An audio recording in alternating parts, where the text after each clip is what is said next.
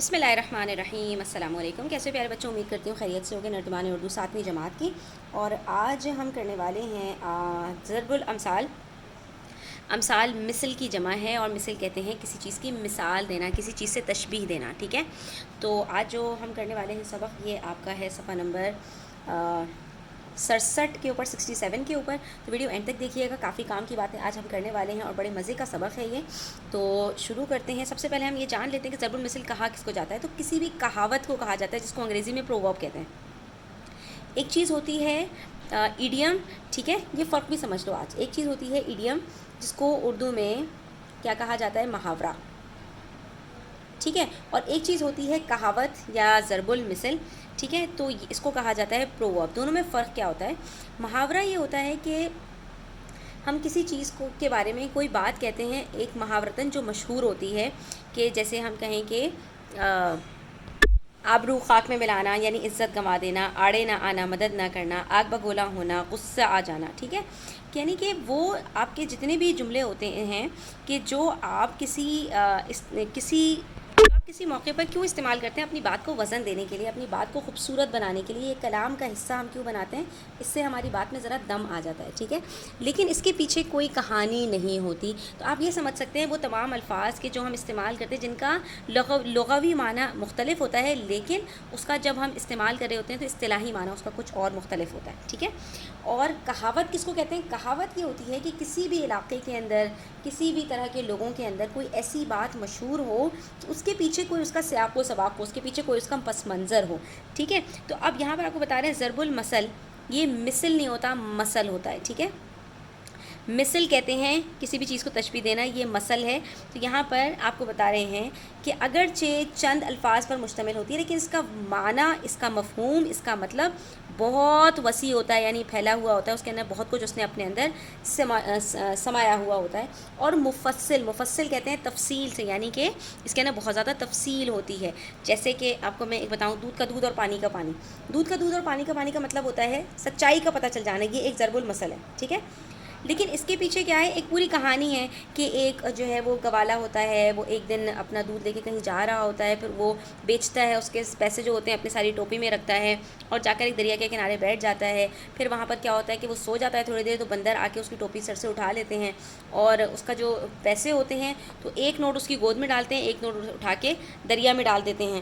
تو کیا ہوتا ہے کہ وہ اس نے جتنے پیسے اس کے دودھ کے بنتے ہیں وہ اس کی جیب میں آ جاتے ہیں، اور باقی جتنے پیسے ہوتے ہیں وہ دریا میں چلے جاتے ہیں۔ یعنی دودھ کا دودھ اور پانی کا پانی ہوتا ہے، یعنی کہ دودھ جو اس نے بیچا ہوتا ہے اس کے پیسے اس کو مل جاتے ہیں، اور جو پانی اس نے بیچا ہوتا ہے اس کے پیسے سب ضائع ہو جاتے ہیں۔ تو کیا ہے، ضرب المثل کے پیچھے کوئی نہ کوئی قصہ ہوتا ہے، کوئی نہ کوئی کہانی ہوتی ہے، کوئی نہ کوئی تفصیل ہوتی ہے۔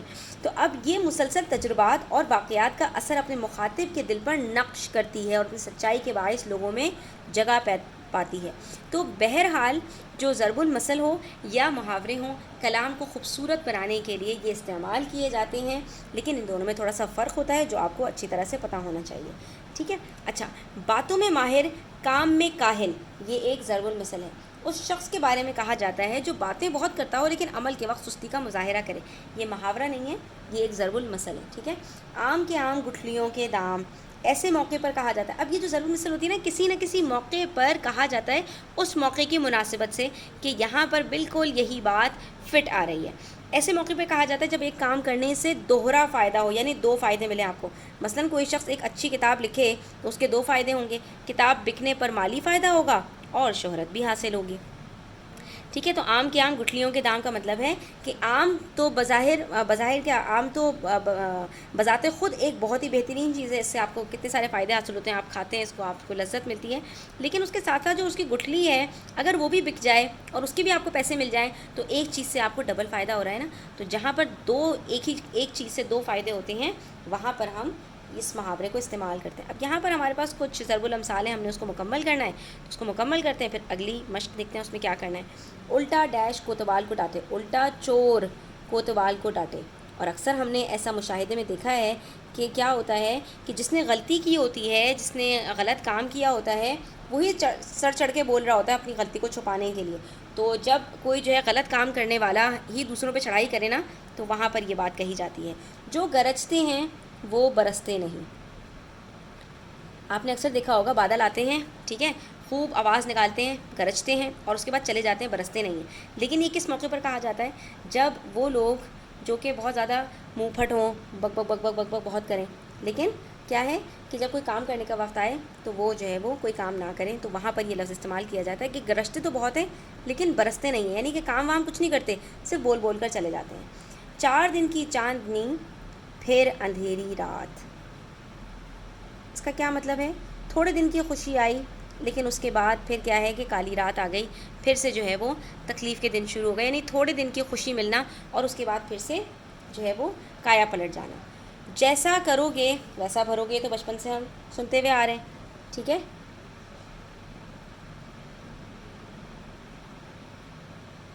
جیسی کرنی ویسی بھرنی، جو جیسا کرتا ہے اس کو ویسا ہی پھل ملتا ہے، ٹھیک ہے؟ اندھیری، اندھیر نگری، نگری کہتے ہیں کسی بھی جگہ کو، کوئی بھی علاقہ۔ اندھیر نگری چوپٹ راج،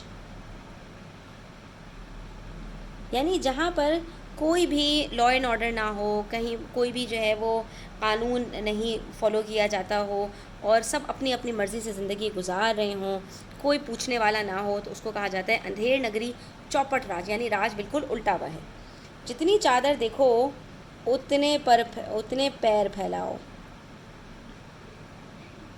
یعنی کہ چادر چھوٹی سی ہے اور پاؤں آپ لمبے لمبے پھیلائے جا رہے ہیں، ٹھیک ہے؟ یعنی جتنے آپ کے پاس وسائل ہیں انہی وسائل میں رہتے ہوئے اپنے کام کرنے کی کوشش کیجیے۔ بھاگتے چور کی، عجیب سا ہے، لنگوٹی اچھی یا لنگوٹی بھلی، یعنی چور بھاگ رہا ہے تو جو کچھ وہ پکڑ کر لے کے گیا ہے، جو ہاتھ آ جائے اس کو پکڑنے کی کوشش کرو، اس کو بھاگنے نہ دو، یعنی کہ جو کچھ اس سے مل جائے وہ آپ کے لیے بونس ہے۔ جس کی لاٹھی اس کی بھینس،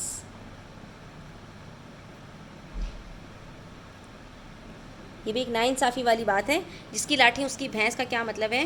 کہ جس کے ہاتھ میں پاور ہوتی ہے، طاقت ہوتی ہے، اسی کا راج چلتا ہے، اسی کی بات سب کو ماننی پڑتی ہے، ٹھیک ہے؟ تو یہ اس کا مطلب ہے۔ اس کے بعد ہمارے پاس اگلی مشق میں کہہ رہے ہیں، چند ضرب الامثال ہمیں دی گئی ہیں اور کہہ رہے ہیں کہ اس کے معانی لکھیے۔ تو چھوٹی منہ بڑی بات کا کیا مطلب ہوتا ہے؟ کہ جرت کا مظاہرہ کرنا، بڑوں کے سامنے جو ہے وہ بہت زیادہ جرت دکھانا، یا اپنے حوصلے سے زیادہ بڑا دعویٰ کرنا، بڑی بڑی باتیں کرنا، اس کے لیے چھوٹا منہ بڑی بات کہا جاتا ہے۔ اندھا کیا جانے دو آنکھیں، اندھا، تو اب آپ اس سے سمجھ رہے ہوں گے اندھا کیا جانے دو آنکھیں کا مطلب،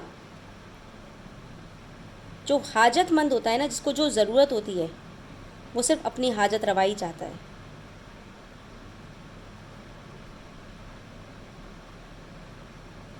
وہ بس یہی چاہتا ہے کہ کسی طرح سے میرا کام بن جائے۔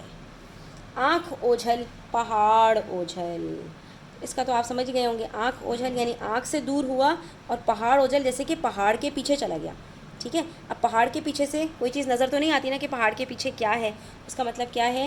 جو چیز سامنے نہ ہو اس کا ہونا نہ ہونا برابر ہے۔ جو لوگ دور چلے جاتے ہیں ان کی یاد بھی ہمیں کم آتی ہے، ٹھیک ہے؟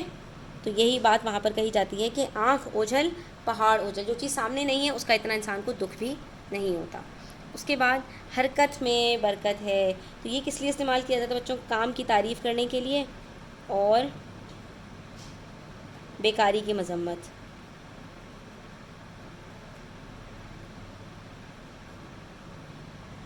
رسی جل گئی پر بل نہیں گیا، رسی جل گئی، اب اگر رسی کے اندر نا کوئی گانٹھ باندھی جائے، کوئی بل آ جائے اس کے اندر، تو اگر رسی جل بھی جاتی ہے نا تو وہ گانٹھ اپنی جگہ پر رہتی ہے، اسی کے ساتھ وہ جلتی ہے، لیکن وہ گانٹھ کھلتی نہیں ہے، ٹھیک ہے؟ تو یہاں پر یہ محاورہ تب بولا جاتا ہے ان لوگوں کے لیے، وہ مغرور لوگ جو اگر تباہ بھی ہو جائے نا تب بھی ان کا غرور نہیں جاتا، یعنی ان کے اندر اتنا تکبر ہوتا ہے کہ وہ اپنے تکبر سے باز نہیں آتے، سب کچھ خاک میں مل جائے لیکن تکبر کرتے رہتے ہیں۔ اور آخر میں لاتوں کے بھوت باتوں سے نہیں مانتے، ان میں سے اکثر آپ نے اپنے سامنے دیکھے ہوں گے، یعنی شریر ہو کوئی یا سرکش ہو تو وہ پٹائی کے بغیر بات سنتا ہی نہیں ہے، زبان کی بات اس کو سمجھ میں نہیں آتی۔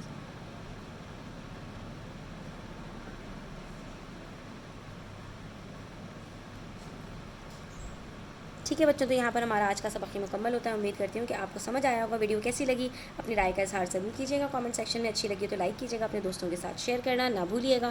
اپنا بہت سارا خیال رکھیے گا۔ اللہ حافظ۔